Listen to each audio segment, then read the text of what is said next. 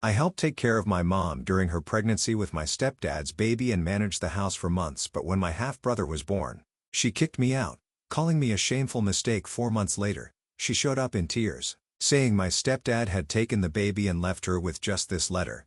Now she wants my help to convince him to come back to her? I, 25, female, have spent pretty much my entire life living with my disabled mother, dedicating myself to helping take care of her. 12 years ago, a terrible tragedy struck my family that changed everything. My mom, dad and older brother were involved in a devastating car accident caused by a drunk driver. The crash was catastrophic, leaving my family forever altered. In an instant I lost my older brother, a person I had grown up with, shared memories with and looked up to. He died instantly in the accident. At the same time my mother was critically injured. She suffered severe nerve damage in her legs, and in the aftermath, doctors had no choice but to amputate them in order to save her life. My father also sustained serious ribcage injuries that required not one but 2 major surgeries. We were incredibly lucky that despite the severity of his injuries he pulled through and survived. While his physical injuries eventually healed, the emotional scars from losing a son and witnessing the toll the accident took on my mom lingered deeply. This accident shattered the life my family once knew. I carry a deep sense of guilt over the accident and it has haunted me for years. You see, that evening I was staying at my grandparents' house and my family was on their way to pick me up. The weather that night was terrible. It was raining heavily and under normal circumstances they would have waited until the next day when the conditions were safer.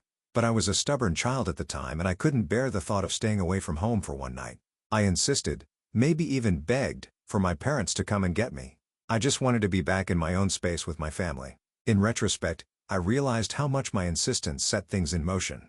If I hadn't been so adamant, if I had just been patient and stayed with my grandparents for one more night, maybe none of this would have happened. My parents likely would have waited for the storm to pass and come for me the next day when the roads were dry and the danger was far less. My brother, who I imagine just wanted to tag along to see our grandparents, probably wouldn't have been with them either. Instead, because of me, they ventured out of the house. I keep thinking over and over that if I hadn't been so selfish, so determined to get my way, the accident wouldn't have happened. My brother wouldn't have lost his life. My mother wouldn't have been left with permanent injuries and trauma of nearly dying herself. My dad wouldn't have had to endure surgeries and the emotional scars of losing a son. I know logically that I was the one behind the wheel and that the drunk driver is ultimately responsible, but in my heart, I can't help but blame myself. If I hadn't been so insistent, maybe my family wouldn't have been on that road at that time. I replay that decision in my mind all the time, wishing I could take it back, wishing I could change the outcome. The weight of that guilt has been incredibly hard to carry, even though I know deep down that I was just a child back then, unable to foresee the consequences. Aside from my own struggles with guilt, my mom also seemed to blame me, at least in part, for my brother's death. It was something that always lingered between us, unspoken yet palpable. What made it even more painful was that she seemed to dwell more on losing my brother than on her own disability. In fact, even after the accident, she would talk about him as if he was still alive. It was like she never truly accepted that he was gone. My mom has even kept his room exactly the way he left it. It's been untouched for 8 years now, frozen in time, as though she expects him to walk through the door any day. At first, I didn't know what to make of it, but over time, it did start to feel eerie, almost like she was living in a parallel reality where the accident never took him away. My dad and I both noticed how strange it was, and it became a source of tension in our family. My dad tried to be supportive, but my mom's refusal to move on from the past made it difficult for him. She couldn't stop talking about the accident or my brother, and it seemed like every conversation circled back to the grief and the loss, almost like she was trapped in that moment in time. This strain ultimately led to my parents' divorce. To clarify, my dad isn't a bad person at all. In fact, he deeply loved my mom, and I know he tried his best to support her through her pain, but my mom was so consumed by her grief that it became impossible for him to stay. Everything in our lives started revolving around what we had lost instead of what we still had. My dad left my mom to get some peace and healing, but he continued to have a relationship with me. As for me, I've stayed in close contact with my dad even though he moved to another city after the divorce. We still talk regularly and I visit him when I can, but I continue to live with my mom despite the fact that I'm 25 years old now with a good paying job that could easily allow me to move out on my own. Truth is, my mom has become incredibly dependent on me over the years. She insists that I stay with her, that I help take care of her, and though I know I'm an adult who has every right to live my own life, the thought of leaving her feels impossible. I worry about how she would cope without me, whether she'd be okay emotionally or physically. There's this part of me that feels like I'm still that same child who insisted on being picked up that night, as if I owe her this care and devotion because of what happened. So I've stayed in this house, the same house I grew up in for 25 years of my life. Even though I could move out and start a new chapter for myself, the thought of doing so feels like abandoning her, and I can't shake the sense of responsibility that keeps me rooted here. After the divorce, my mom eventually met my stepdad Jerry.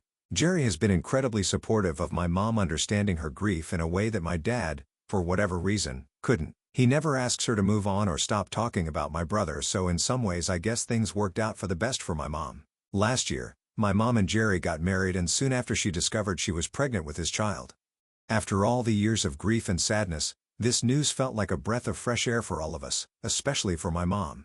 It was the first time in a long time I saw her truly excited and somewhat distracted from the sorrow that had consumed her since the accident. She began to shift her focus, and instead of dwelling on the past, she became excited about the future, about the baby. We immediately got busy preparing for the baby's arrival, and together we worked on setting up the nursery and choosing the perfect furniture, colors, and decorations. My mom seemed like a different person during this time, lighter, more happy, and filled with the anticipation of a new life. We went shopping for all the baby essentials, picking out clothes, bottles, diapers, everything the little one would need. It was a lot of work, but seeing her so delighted made it worth every bit of effort. Throughout the pregnancy, I took on the role of her primary helper. I drove her to every ultrasound appointment, keeping track of her doctor's visits to make sure everything was going smoothly. I handled the groceries, did the cleaning, and cooked meals not just for her but for Jerry as well. Since I work from home, I was able to manage my job while also taking care of these things, and I didn't mind. To me, this was what the family did for one another, and it felt natural to take on these responsibilities without hesitation or complaint. I genuinely believe that this was my place to be there for my mom and Jerry, helping them in any way I could. After everything my mom had gone through, I wanted to make this time as easy and joyful for her as possible. I felt like I was helping to create a positive environment for her during this important phase of her life, and I was happy to be a part of that. But everything changed once my half-brother was born. In the moments leading up to his birth, there was so much joy and excitement. But once he arrived, it was like a switch flipped in my mom. She became a completely different person almost overnight. All the gratitude, the closeness we had shared during her pregnancy seemed to vanish. Instead of feeling included in this new chapter of our lives, I suddenly felt pushed aside. My mom's focus shifted entirely to my half-brother, which I expected to some degree. Of course he would be her top priority, but what I didn't expect was how distant and cold she became towards me. It was almost as if the bond we had built over the past year didn't matter anymore. All the time I spent helping her, supporting her through the pregnancy seemed forgotten.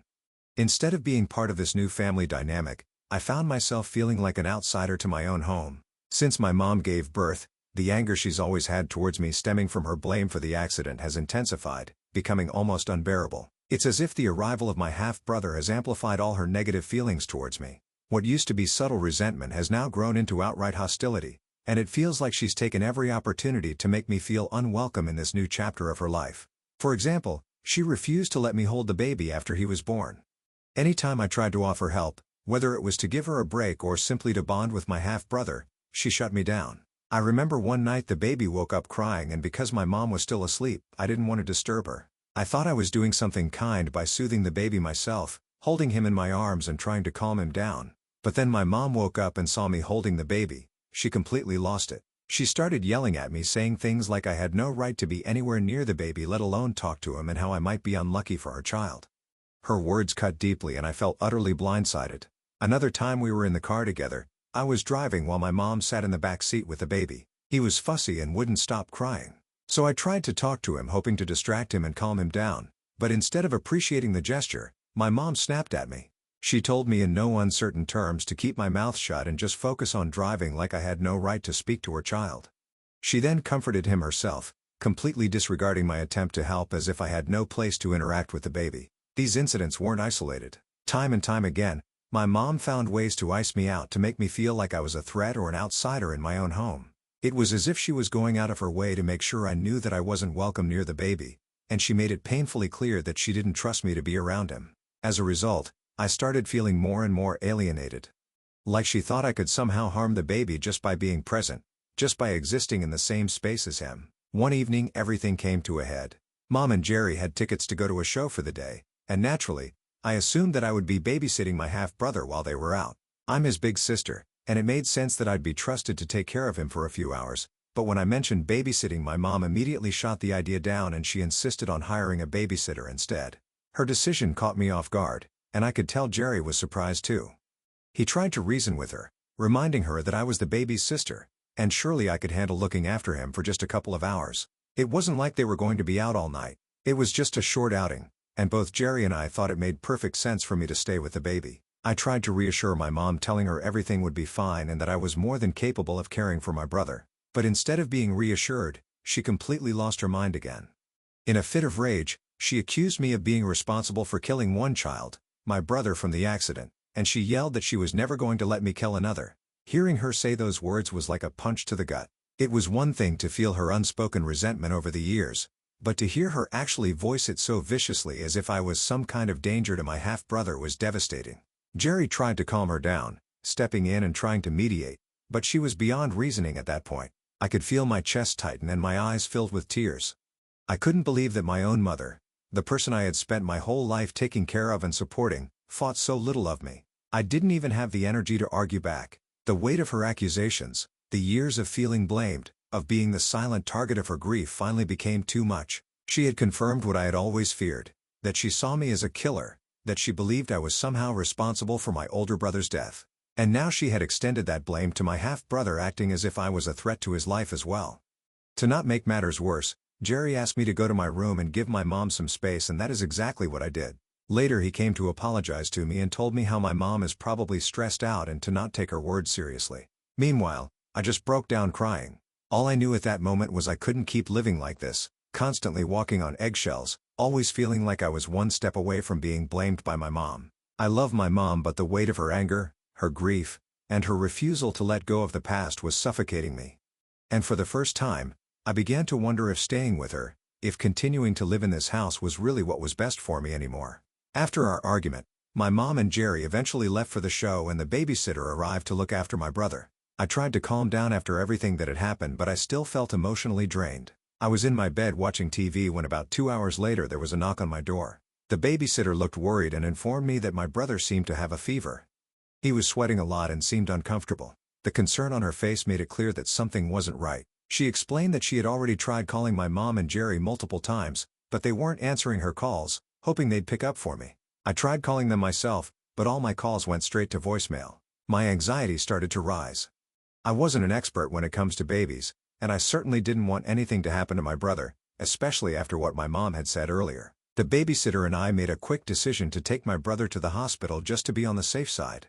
We didn't want to risk waiting any longer, and it seemed like the right thing to do. We drove to the nearest hospital, my heart racing the entire time. I kept thinking about all the things that could go wrong and how my mom would react if anything happened to them. At the hospital, the doctor examined my brother and diagnosed him with a fever. Thankfully, the doctor reassured us that it was nothing too serious, but they emphasized that it was a good idea to have brought him in since we didn't know exactly what to do. Hearing that calmed my nerves a little, though I was still worried about how my mom would respond when she found out. I left several voicemails for both Jerry and my mom telling them where we were and what the doctor had said. Despite being only a few hours away, they still weren't responding, and I couldn't understand why. They had told me that they would only be gone for 2 to 3 hours, but by now, almost 5 hours had passed and there was still no word from them. Finally, after what felt like an eternity, my phone started ringing non-stop. It was my mom and Jerry, and they had finally checked their phones. My mom's voice was filled with panic and she sounded like she was on the verge of tears as I explained what had happened and what the doctor told us. I reassured her that everything was under control, that the doctor had said bringing my brother to the hospital was the right call and that he was going to be fine. I could hear the relief in Jerry's voice as he assured me that they were on their way to the hospital and would be there soon. Even though I knew I'd done the right thing, I couldn't help but feel anxious about how my mom would react when she saw me. After all the tension and the hurtful things she'd said earlier, I wasn't sure if she'd be thankful or if she'd somehow find a way to turn this against me. When my mom and Jerry arrived at the hospital, the doctor reassured her that my brother would be okay. However, she wasn't as relieved as I had hoped she would be. Instead, she looked furious, like she was forcing herself to hold back in front of others. Her eyes were cold and I could tell she was biting her tongue, saving her anger for when we were alone. A little later, my mom asked me to follow her outside. I glanced at Jerry, feeling a wave of panic wash over me. He looked just as confused and worried as I was. Nevertheless, we both followed her outside, dreading what was about to happen. As soon as we stepped outside, my mom turned to face me. She tore into me, telling me that she couldn't trust me around my brother anymore and that somehow I must have done something to make him this unwell. Jerry, trying to be the voice of reason, pointed out that the babysitter had been with the baby the whole time and the fever could have come from anywhere. But my mom didn't care. She cut him off and kept hurling accusations at me, calling me bad luck. But then she went even further, saying things that I was a shameful mistake. Words I never thought I'd hear from my own mother. She said she regretted ever giving birth to me, that I was the devil's pawn and wherever I went people died around me. The sheer hatred in her voice was shocking and my mind went numb from the pain of hearing those words. She even said she wished every day that I had died instead of my brother in that accident. Jerry, clearly struggling to comprehend what was happening, tried to calm her down, but it was too late. All the years of guilt, resentment, and trying to make it up to her just came boiling to the surface. I lost it on my mom. I told her straight out I knew she'd blame me for the accident, that I wasn't stupid or oblivious to her constant coldness and the way she had treated me all these years. I had spent my entire life doing everything I could to make her life easier, to somehow repay a debt I never owed in the first place, but I was done. I couldn't take it anymore. I pointed out that I miss my brother too every day. His death was a tragedy that broke all of us, not just her, but I wasn't going to keep letting her walk all over me, treating me like a scapegoat for something that wasn't my fault. I loved my half-brother deeply, but if she genuinely believed that I was a danger to him, then what was the point of me staying any longer? If she saw me as a threat, if she thought I was cursed, then there was no place for me in that house anymore. I didn't even wait to see what she had to say in response and simply left. I could hear Jerry calling after me, trying to get me to come back, but I was beyond exhausted from the constant blaming game. Meanwhile, my mom kept screaming after me how she hoped to never see me again and that she wished I would just be gone from her life. So that very night, I packed my bags and left, and I didn't know where else to go but to my dad's place. Thankfully, he was more than happy to have me. He welcomed me in with open arms, and for the first time in years, I felt like I could finally breathe. There was no tension, no accusations, no walking on eggshells. It was a relief. For the past 2 months, I've been living with my dad. It's been a strange adjustment trying to figure out who I am outside of the caretaker role I've been for my mom my whole life, but I will say that it's been peaceful living with him. However, things with my mom haven't completely quieted down. Even after I had left, she continued to call and leave voicemails demanding me to come back home. But here's the thing. Not once in those messages has she even once apologized to me. She never acknowledges the hurtful things she has said to me and never admits that she has gone too far. Instead, in one voicemail sent to me last week, she even called me selfish for leaving her house and dumping all the household responsibilities on her. She said I knew how she was disabled because of me and now I just abandoned her. It is like she completely ignores all the pain and exhaustion I've been carrying around for years. In her mind, I have wronged her by leaving and she sees my departure as just another betrayal. I think blocking her from everywhere is the only way I can protect myself from being dragged back into that toxic cycle again and again. I love my mom, but I can't go back to that life, not after everything she's put me through. Ida for cutting off contact with my mom. Update 1. It's been a month since my last update and I have been going regularly for therapy. Thank you to everyone for your kind words. I realize now that the reason I let my mom blame me for so long was because I was just a child and I thought that kind of treatment from her was normal after the accident. However, after talking to my therapist, I've come to understand just how wrong it was for her to treat me that way. As a result, I plan on cutting ties with my mom. While I still feel immense guilt, I know I need to prioritize my own well-being and think of myself for once. For everyone asking why my dad didn't take me with him when he divorced my mom, please don't blame him. It was actually my decision to stay with her even after I turned 18. I had been so conditioned to prioritize her needs over mine that I didn't know any different. If it weren't for my half-brother being born, I probably would have continued catering to her, completely ignoring my own well-being. Jerry has kept in touch with me throughout all this. And even though none of this is his fault, he's apologized to me countless times and checked in on me regularly. Update 2. Okay, this is an update I never expected would happen, but here we are. I had been having a very peaceful 3 months after I had blocked my mom from everywhere until yesterday when she showed up unannounced at my dad's place. She looked disheveled, her eyes red and swollen from crying. My dad didn't want to let her inside the house as he didn't trust her, so he asked her to stay on the porch and talk to me from there. I could tell something was seriously wrong by the way she was acting, and for a moment, I wasn't sure what to expect. Then through her tears, she explained what had happened that morning.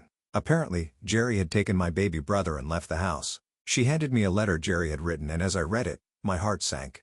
Jerry had mentioned in detail about how exhausted he was by her erratic behavior. He wrote how he couldn't handle her treatment of him, me or even the baby anymore. He described that her overprotectiveness towards the baby had crossed the line into obsession and how it had become unbearable to live in that environment. He wrote about how he couldn't even sit and relax with his own child without her hovering over him, constantly making comments about all the things that could go wrong as if disaster was waiting around every corner. The paranoia had consumed her and he felt like he was living in constant fear, a fear she had projected onto everyone around her. But the part of the letter that shocked me the most was the end. Jerry explained that he believed my mom was no longer mentally stable enough to parent the baby. He felt that her grief over my brother's death had clouded her judgment and that she had never truly healed. He said that her inability to move past the accident had made her obsessive and even dangerous in her care of the baby. Jerry went on to say that he planned to file for divorce and fight for full custody of my brother because he believed it was the only way to ensure his safety and well-being. I was stunned. My mom, through her tears, started to beg me to help her. She kept saying she didn't know what to do and that she needed me to talk to Jerry to convince him that she wasn't dangerous. As much as I wanted to feel sympathy for her, all I could think about were the years of emotional abuse, the blame, and the guilt she had piled onto me. Jerry was right. My mom wasn't in her right mind. So I informed Mom that as much as I sympathized with her, there was nothing that I could do. Upon hearing this, she tearfully began accusing me, saying she had lost 2 of her children and that it was all my fault. Before she could say anything else, my dad thankfully stepped in firmly, telling her to leave his property immediately. He warned her that if she ever showed up unannounced again, he'd have no choice but to call the police. I feel terrible for my mom, but at the same time, I understand why Jerry wanted to leave. I plan on talking to him next, and we'll be updating you soon. Update 3. I spoke with Jerry, and he reiterated what he had written in the letter to my mom. He's witnessed firsthand the countless times she has treated me poorly and blamed me for the accident. He's genuinely concerned about how she will treat my baby brother in the future. After I left, he said Mom shifted all her obsessive attention to him and he couldn't continue living like that with her. He's currently looking for a new place to live and my dad is even helping him out. Honestly, I don't blame Jerry at all for leaving my mom, and I hope for my brother's sake, Jerry gets full custody of him during their divorce.